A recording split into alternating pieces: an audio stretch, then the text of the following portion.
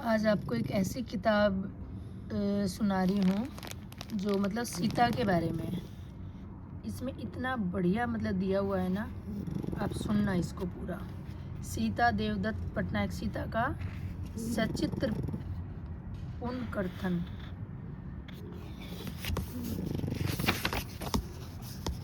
इसमें लिखा है, उन सभी के नाम जो यह मानते हैं कि महाभारत रामायण की तुलना में कहीं अधिक यथार्थवादी व जटिल है। ईश्वर करे कि उन्हें यह एहसास हो जाए कि दोनों ही महाकाव्य धर्म की चर्चा करते हैं, जिसका अर्थ धार्मिक आचरण से नहीं बल्कि माननीय संभावना से है। निरंतर परिवर्तनशील सामाजिक संदर्भों में बिना किसी आश्वासन या निश्चितता के एक मनुष्य अपनी ओर से यही कर सकता है, क्योंकि हम व्यक्ति, वस्तु तथा असंख्य साक्ष्यों द्वारा निरंतर अलग अलग तरह से परखे जा रहे हैं। एक में सर्वा राजा को शासन सौंपने वाला है, जो नियमों में किसी भी तरह परिवर्तन कर सकता है, जबकि दूसरे में सर्वस्वम एक राजा है, जिसे सभी नियमों का पालन करना ही है, भले ही वे कितने ही उच्च शिकार व अप्रिय क्यों न हो। अब इसमें अध्याय हैं कितने? इसमें अध्याय 7 है, तो मैं डेली एक अध्याय करूँगी और डेली प्लीज़ आप सब सुनना। उसमें लिखा है, अब देखते हैं एक अध्याय कौन सा। अच्छा, अभी अध्याय शुरू नहीं हुआ है। भगवती शक्ति भगवान शिव से आग्रह करती है कि कोई ऐसी कथा सुनाइए जो हर प्रकार के कष्ट के समय में सांत्वना दे सके। शिव राम और सीता की कथा रामायण सुनाते हैं, मतलब शिव राम और सीता की कथा रामायण उन्हें अपनी पार्वती को सुनाते हैं। यह कथा विविध रूपों, विविध भाषाओं, विविध शब्दों, विविध सूक्ष्म वेदों तथा विविध भावों के साथ प्रभावित होती आई है। कहीं यह गद्य रूप में है तो कहीं पद्य रूप में, और कभी कभी तो केवल संकेतों में भी प्रकट की जाती है। चरित्र उभरते हैं, रूपांतरित होते हैं और पलक झपकते ही ओझल हो जाते हैं। यह बोलने वाले पौधों और सोचने वाले पशुओं और पराजित होने वाले देवों तथा विजयी होने वाले राक्षसों नायकों के सम्मान खलनायकों तथा नायक तत्व से युक्त नायकों, ऋषियों व शिकारियों, शोषितों तथा शेषकों की चर्चा करती है। ज्यों क्या आगे बढ़ती है, समय व स्थान नए नए मोड़ लेते चलते हैं। एक जिज्ञासु कौवा काकभूषणी इस कथा को सुन लेता है और उसे जो भी याद आता है वह उसे नारद मुनि को सुना देता है। ये निरंतर घूमते रहने वाले एक ऐसे मुनि हैं जिन्हें गप्पे मारने तथा स्वर्ग व धरती के बीच बातों के आदान प्रदान में विशेष आनंद आता है। नारद में बदलकर तत्व और कुश नामक नारद जो स्मरण करता है वह उसे वाल्मीकि को सुना देते हैं और उस कथा को गान में बदलकर लव और कुश नामक जुड़वा बालकों को सिखा देते हैं। लव और कुश अयोध्या नरेश के सामने उसे गाते हैं और वे नहीं जानते कि ये उस कथा के नायक व उनके पिता हैं। राम भी अपने पुत्रों को नहीं पहचान पाते और उनके लिए यह विश्वास करना भी कठिन होता है कि बालक जो इतना सुंदर गीत सुना रहे हैं वे उनके अपने विषय में भी ही है। बालक अपने गान में संपूर्ण राम का वर्णन कर रहे हैं। वे जिस सीता का स्मरण करते हैं वह भी कई गुना बेहतर है, परंतु गीता अभी अधूरा है। गीत मतलब अभी अधूरा है, अभी तो कथा शेष है। लव और कुश की कथा पूर्ण रामायण आरंभिक भाग है। इसमें राम को एक वाणी जिसका 3 सदा निशान पर लगता है, तीर एक वचनी जो सदा अपने वचन को मान रखता है, तथा एक पत्नी जो केवल एक ही पत्नी के पति पूर्ण निष्ठा रखता है। कहा गया है कि हे मर्यादा पुरुषोत्तम नियमों के महान शासक है। यह कथा 6 अध्यायों में समाप्त होती है, जहाँ राम राक्षस राज रावण और विजय पाते हैं और अंत अयोध्या नरेश के रूप में उनका राज्य अभिषेक संपन्न होता है तथा साथ में माता सीता विराजती है। परंतु यह कथा उत्तर रामायण में जारी रहती है। यह बाद वाला भाग है जिसे राम और सीता के वियोग, पिता व पुत्र के बीच युद्ध, सीता के धरती में समाने के बाद युद्ध का अंत तथा राम द्वारा सरयू में जल समाधि लेने का 7वां अध्याय भी शामिल किया गया है। तो सही मायनों में रामायण कहाँ समाप्त होती है? इसका अंत 6ठे प्रसन्नतापूर्व अध्याय के साथ माने या दुखद 7वें अध्याय के साथ अनंत मानना चाहिए। इस विषय में तो व्यास मुनि भी मौन है, जिन्होंने वेदों की रचनाओं का संग्रह तथा वर्गीकरण किया। वे हमें बताते हैं कि राम अपनी देह का त्याग करने के बाद, जो कि स्वयं विष्णु थे, अपने बैकुंठ लोक को चले जाते हैं। यह लोक क्षीर सागर में उनका सर्वांगिक धाम है। इसके बाद में कृष्ण की नई देह के साथ जन्म लेते हैं, जो राम की तरह पूरी तरह अलग है। कृष्ण न तो नरेश है और न ही अपनी एकमात्र पत्नी के प्रति निष्ठावान। वे एक चरवाहे और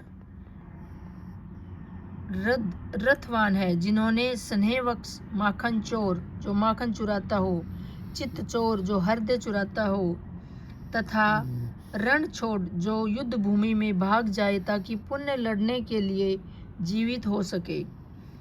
भी कहा जाता है ये लीला पुरुषोत्तम सर्वश्रेष्ठ लीलाधारी है। महाभारत में इनकी ही कथा सुनाई जाती है। इस तरह महाभारत में रामायण का ही विस्तार हो जाता है। क्या महाभारत में उस कथा का अंत हो जाता है जिसे रामायण में आरंभ किया गया था? नहीं, ऐसा तो नहीं कह सकते। पुराणों के वृत्तांत में हमें बताया गया है कि कृष्ण के बाद विष्णु कल्कि अवतार लेने से पूर्व और बहुत सारे अवतार लेते हैं। कल्कि को हाथ में तलवार थामे एक घोड़े पर सवार दिखाया जाता है, जो दिखाने में काफ़ी हद तक किसी आक्रमणकारी लुटेरे सा दिखता है, जो आपने साथ प्रलय और समाज का अंत भी ले जाता है। क्या प्रलय रामायण का अंत है? नहीं, क्योंकि ठीक जिस समय सागर सब कुछ अपने भीतर लीलने और धरती को निगलने के लिए प्रस्तुत होता है, ठीक उसी समय विष्णु एक छोटी मछली का रूप लेकर मानवता से विनती करते हैं कि यह बड़ी मछली से उनकी रक्षा करे। उनकी इस पुकार का उत्तर देने वाला मनु है, जो नई सामाजिक व्यवस्था का संस्थापक बनते हैं। वह असहायों की मदद करने और बलशाली का पक्ष लेने वाले प्राकृतिक नियमों को नकारने के लिए अनूठी मानवीय संभावना का प्रदान करते हैं। इसके बाद विष्णु एक कछुए का रूप लेकर धन की भगवती लक्ष्मी को क्षीर सागर का मंथन करने में सहायक करते हैं। इसके बाद वे एक वराह का रूप लेकर पृथ्वी को अपनी थुथन पर उठाकर सागर से ऊपर ले आते हैं, ताकि मनुष्य समाज की स्थापना की जा सके। उसी समय ब्रह्मा यज्ञ का अनुष्ठान करते हैं। वे अग्नि के माध्यम से प्रकृति को अधीन कर संस्कृति की स्थापना करते हैं। वे स्वयं को सर्जक व स्वामी घोषित करते हैं, परंतु ब्रह्मा केवल संस्कृति के सर्जक हैं, वे प्रकृति का सर्जक नहीं। वे भले ही संस्कृति उनकी पुत्री हो, परंतु प्रकृति उनकी माता है। संस्कृति सुशील गौरी है, परंतु प्रकृति अधिष्ठात्री काली है। दोनों ही देवियां शक्ति का रूप है। ब्रह्मा काली की अपेक्षा करते हैं और गौरी पर अपना अधिकार जताते हैं। एक पिता ऐसा करता है जो उसे करने की अपेक्षा नहीं की जाती। भगवती विरोध करती है, परंतु ब्रह्मा नहीं मानते और शिव कुपित होकर सजर्क का सिर काट देते हैं। शिव ब्रह्मा का उपहास करते हैं कि वे संस्कृति के माध्यम से मूल्यों की तलाश कर रहे हैं। वे तपस्या, ध्यान व मगन के पथ का अनुसरण करने को कहते हैं, जो भीतर अग्नि को उत्पन्न करते हैं ताकि सारे भय जल का नष्ट हो जाए और प्रभुत्व पाने की इच्छा मिट जाए। परंतु ब्रह्मा नहीं समझते। वे शिव योग को विनाशक घोषित कर देते हैं। विष्णु हस्तक्षेप करते हैं तथा उन्हें ब्रह्मा के तथा शिव की तपस्या दोनों को ही एहसास है। वे ब्रह्मा के उस भय को भी पहचानते हैं जिसके कारण उन्होंने काली का त्याग किया और गौरी को वश में करना चाहा। वे शिव के उस विवेक को पहचान लेते हैं जिसके बल पर वे सारे भय से पार हो जाते हैं। इसी तरह इन दोनों का मेल होता है और वे बैकुंठ लोक से नीचे आकर विविध अवतार धारण करते हैं। वे वामन और परशुराम के रूप में यज्ञ का समर्थन करते हैं। राम और कृष्ण के रूप में यज्ञ पर प्रश्न सूचक चिन्ह लगाते हैं तथा बुद्ध व कलिक के रूप में यज्ञ का त्याग करते हैं। वे शिव को उसका नेत्र खोलने के लिए उकसाते हैं जो सदा तपलीन रहते हुए बंद रहता है। वे उन्हें संस्कृति से एकाकार होने, ब्रह्म की पुत्री से विवाह करने, पिता बनने व एक ग्रस्त का रूप धारण करने व संसार को दूसरों के दृष्टिकोण से देखने को कहते हैं। विष्णु ऐसा बार बार कहते हैं। प्रत्येक युग में एक से दूसरी प्रलय तक जीवन से उस चक्र में करते चले जा रहे हैं जिसका न कोई आदि है और न ही कोई अंत। शिव के ग्रस्त जीवन का शाश्वत अजरकता के बीच केवल रामायण को ही उसका अवकाश प्रदान करती है। प्रत्येक लौकिक चक्र में राम व सीता सदा महल तथा वन में शांति पूर्वक रहते हैं। उनमें से कोई भी न तो संस्कृति को देख बहुत अधिक विमिषित होता है और न ही प्रकृति से भयभीत होता है। तपस्या उन्हें ज्ञानी बनाती है, यज्ञ उन्हें प्रेम के संप्रेरण के योग्य बनाते हैं। दोनों मिलकर धर्म की स्थापना करते हैं। निरंतर तेजी से बदलते संदर्भों, अलग अलग तरह के होने वाली परख तथा उन सभी लोगों के बीच जो एक समान परिस्थिति के लिए अलग अलग विचार रखते हैं, एक मनुष्य अपनी ओर से यही कर सकता है। इस प्रकार रामायण एक विस्तृत चक्रीय कथा का खंडन मात्र है, एक जटिल प्रलौकिक का एक अंश मात्र है। इस कथा की सभी घटनाएं अतीत के निष्कर्षों तथा भविष्य के कारणों का परिणाम है। इसे आप निरी एकांतिकता के बीच नहीं देख सकते, कम से कम हिंदू संदर्भों में भी तो नहीं देख सकते। यदि आप ऐसा करते हैं तो इसका अर्थ होगा कि आप केवल सितारों को देखते हुए आकाश को अपनी ओर से उपेक्षित कर रहे हैं। इसके अतिरिक्त रामायण कई एक एकल्य पाठ्य नहीं है और इनके पाठ्य भी नहीं कर सकते। मान्यता एक परंपरा, एक चेतना संबंधी सत्य और एक ऐसा विचार जिसका भौतिक व अनुष्ठानिक प्रक्रिया के रूप में सैकड़ों स्थानों पर सैकड़ों वर्षों के विवरणों, गीतों, नृत्यों, प्रतिमाओं, नाटकों, चित्रों व कठपुतली कला के साथ समारोह में मनाया जाता रहा। जितनी बार रामायण को सुनाया गया वहाँ उतनी ही धाराओं व शाखाओं के साथ सामने आई। प्रत्येक का अपना ही एक झुकाव है जो विभिन्न कथनों, विभिन्न चरित्रों, माननीय अवस्थाओं के विभिन्न पक्षों पर बल देते हुए मौलिक रूप में आनंद प्रदान करती है तथा कथाओं व विषय वस्तु को अपना सहयोग देती है। राम कथा, रामलीला, राम आख्यान, रामचरित्र, राम कीर्ति व राम कथा के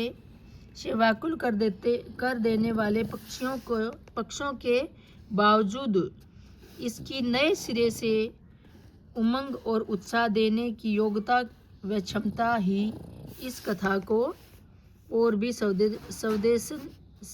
संवेदनशील बनाती है। निसंदेश और भी कई प्रकार की रामायण उपलब्ध है। प्राचीन संस्कृत नाटक मिलते हैं जिनमें हमें राम एक देव नहीं किंतु बलशाली व प्रेम से ठुकराए गए नायक के समान दिखाई देते हैं। महाकवि भट्टी की रामायण भी है जिसमें राम की कथा सुनने की बजाय संस्कृत व्याकरण के नियम सिखाने के लिए लिखा गया है।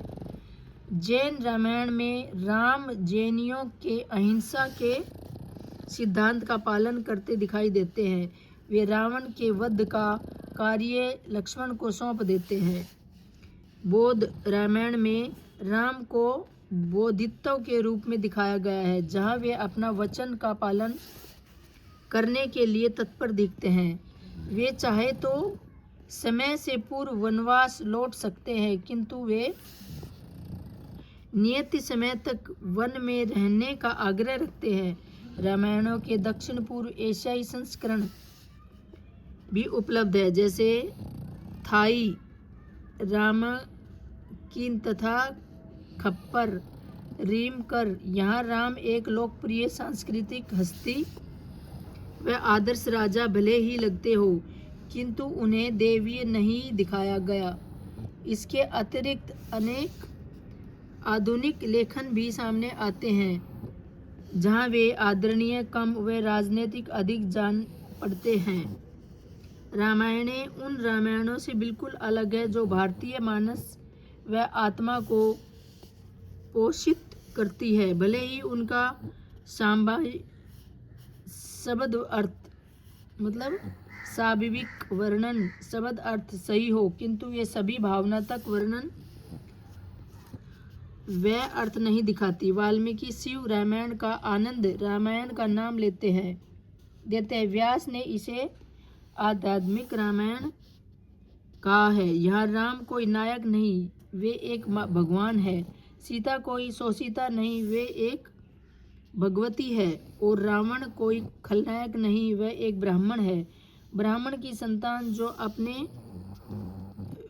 विशाद ज्ञान के बावजूद अपने मन का विस्तार नहीं कर पाता, वह भगवती की आराधना नहीं करता, अतः वह भगवान ब्राह्मण को पाने में भी असफल रहता है।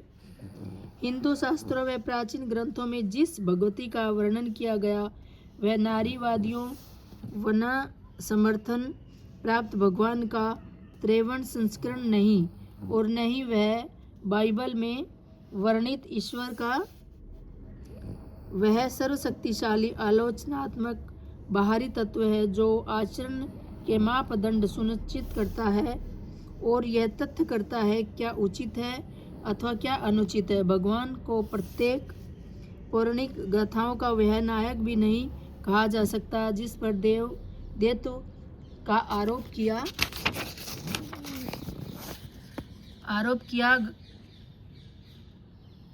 गया हो, जो आधुनिक तार्किक व नास्तिक प्रवचनों को संबोधित करता है। ब्रह्मांड की हिंदू प्रज्ञा के अनुसार भगवती तथा भगवान का के विशिष्ट अर्थ है।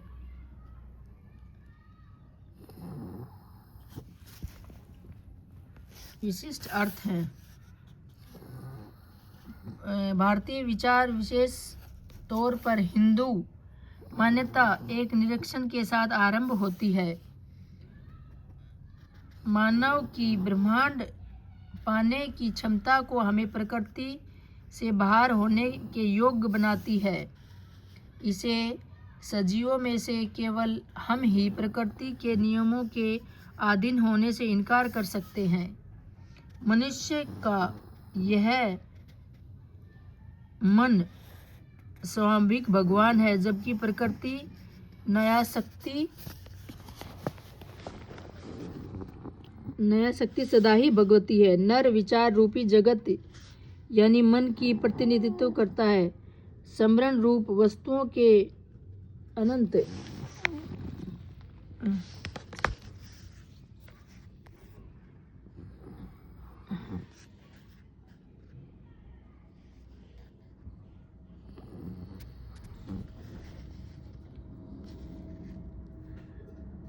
नर रूपी जगत प्रतिनिधित्व करता है और रूप विशेषताओं के प्रकृति प्रतिनिधित्व करता है। कथाओं को शक्तिशाली माध्यम से लिंग विषय के इसमें बस ऐसा कुछ नहीं है।